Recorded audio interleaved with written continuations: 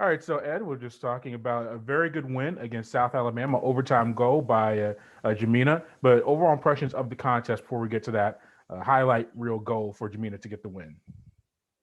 Yeah, it was a good game. I mean, they're obviously perennial kind of champions in the Sun Belt. Very good team. We obviously went to overtime on Friday and then overtime on Sunday. So, I had 200 odd minutes in the legs. So, I mean, we were pretty proud of the girls for buckling down, fighting together, and obviously getting something a little bit special at the end to win it. What about that goal from Jimena going down the right side, able to chip it across the net into goal? Just about the goal itself and just how big was that for her? Because it was also her first goal of the year for your leading goal scorer from last year. But the goal itself and how big was it for her to get that for your team? Yeah, it's huge. I mean, that's just what she does. She's a very good player. She does that in training all the time. I think sometimes when you get a player who's used to scoring a lot of goals, they just need one, and we're hoping that now she's got the one, she's going to kick on a bit. But she's a fantastic teammate. She's never concerned about herself and what she's doing. She just wants to help the team. And whenever you look at our goal celebrations when other people score, she's the first one there, and this is exciting for everybody else. So we obviously it was a pivotal goal for us, but it wasn't a goal like that is normally a surprise. But she's just so talented that it's become fairly acceptable from her from an everyday basis. And that was a conference opponent that is your first one against them since 2009 and on the road since 2003. Was that something that you knew going into the contest that the struggles you just had against that South Alabama squad? No, not really. I mean, perennially they've won, I think, 4 of the last 5, championships. They've got a very good coach, very good players, So we knew that going into the game was a tough game. We were going to have to perform, and we knew that they were going to present some problems that we hadn't seen yet. They're very patient in the way they play, and their build-up is a bit more methodical than perhaps other teams we played previously. So it's one that presented different problems, but I think also different challenges that our kids rose to.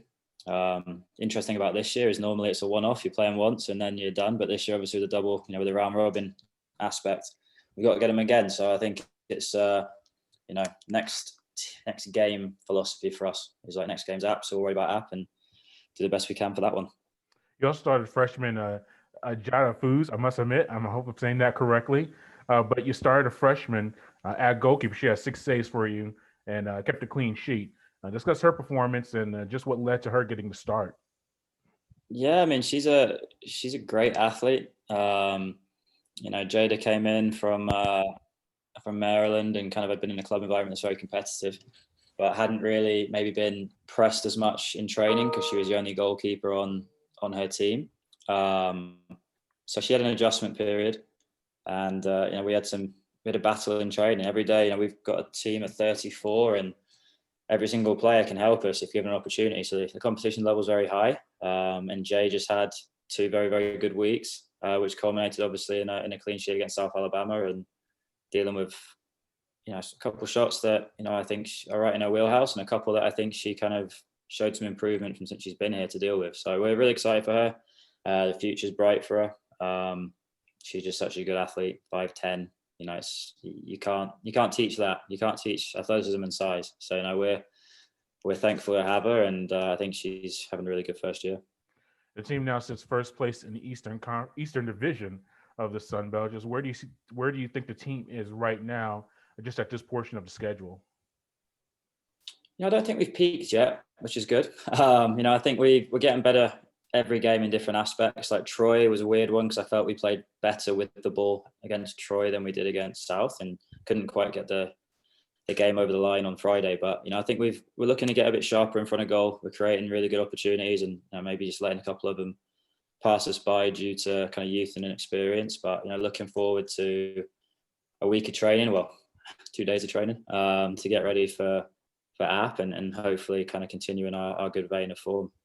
Now you have Appalachian State, a team you faced earlier in the year, and they got a win. So just discuss facing them again in another conference game and trying to stay atop of the standings.